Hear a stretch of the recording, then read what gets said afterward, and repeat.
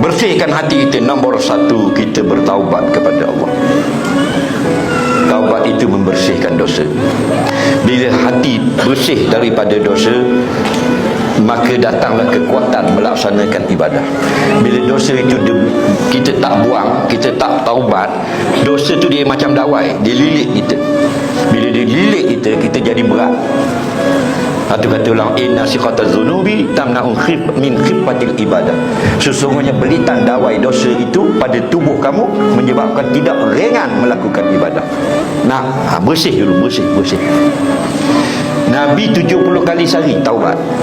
Nabi kata, ya ayuhan nas tubu ila rabbikum, wahai manusia, minta ampunlah pada Tuhan kamu.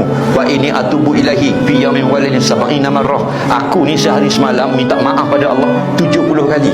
Mulai sekarang amalkan. Lepas subuh 70 kali kata astagfirullah. Bangun tidur 10 kali. Lepas sembahyang subuh 10. Sampai ke isyak 60 kali. Nak tidur 10 kali lagi. 70 kali sehari minta ampun pada Allah. Minta ampun. Allah ni tak heran kita banyak dosa. Dia heran kenapa tak mau minta maaf. Sedangkan dia ni Ghafurur Rahim, sangat-sangat suka memberi keampunan kepada kita.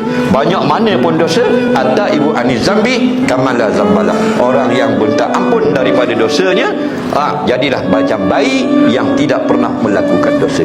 Kemudian lakukan amal yang disuruh Allah.